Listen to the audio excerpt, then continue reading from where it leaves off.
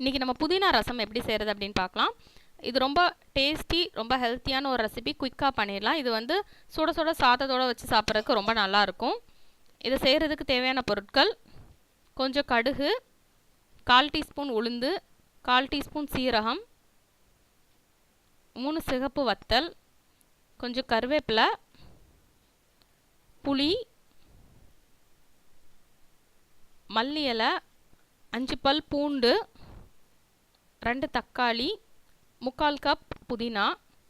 அதுக்கப்புறம் நமக்கு பொடி வகைகள். ஃபஸ்ட்டு இந்த மிக்சியில் ஒரு தக்காளியும் புதினாவையும் சேர்த்து தண்ணி விட்டு அரைச்சிருக்கேன். அதுக்கப்புறம் 1/4 டீஸ்பூன் தனியாத்தூள், சீரகத்தூள், மிளகுத்தூள், மஞ்சத்தூள் அதை வந்து எடுத்து வச்சுருக்கேன். நெக்ஸ்ட் ஒரு கடாய் எடுத்து அதில் 1 டேபிள் ஸ்பூன் எண்ணெய் ஊற்றிக்கணும்.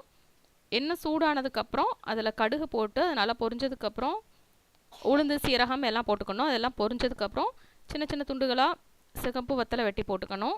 போட்டு அதை ஃப்ரை பண்ணிடணும். நெக்ஸ்ட்டு கருவேப்பிலை சேர்த்து ஃப்ரை பண்ணணும். பூண்டு சேர்த்து ஃப்ரை பண்ணணும். அதுக்கப்புறம் கருவேப்பிலை சேர்த்து ஃப்ரை பண்ணணும்.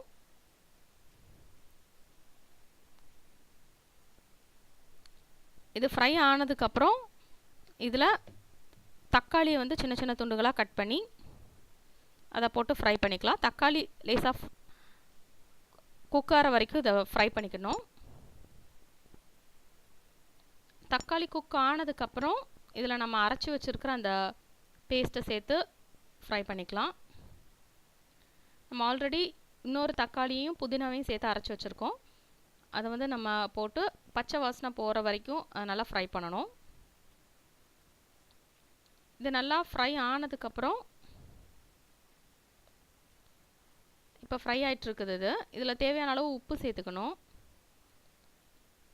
அதுக்கப்புறம் பச்சை வாசனை போகிற வரைக்கும் ஒரு 5 நிமிஷம், 3லேருந்து 5 நிமிஷம் வரைக்கும் நம்ம ஃப்ரை பண்ணணும். இப்போ நல்லா பச்சை வாசனை போயிடுச்சு.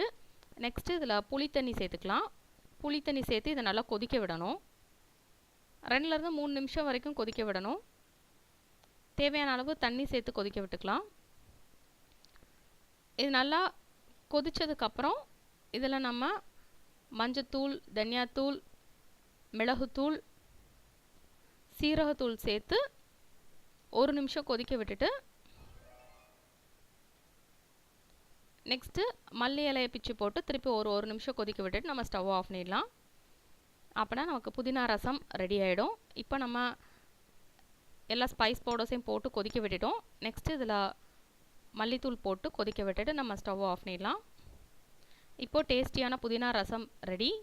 இந்த ரெசிபி நீங்கள் வீட்டில் ட்ரை பண்ணி பாருங்கள். இந்த ரெசிபி உங்களுக்கு பிடிச்சிருந்ததுன்னா லைக் பட்டன் கிளிக் பண்ணுங்கள். உங்கள் ஃப்ரெண்ட்ஸோட இந்த ரெசிபியை ஷேர் பண்ணுங்கள். மறக்காமல் சேனலுக்கு சப்ஸ்கிரைப் பண்ணுங்கள். உடனுக்குடன் நோட்டிஃபிகேஷன் வேணும் அப்படின்னா சப்ஸ்கிரைப் பட்டன் பக்கத்தில் இருக்கிற பெல் ஐக்கான் கிளிக் பண்ணுங்கள். தேங்க்யூ ஸோ மச் ஃபார் வாட்சிங்.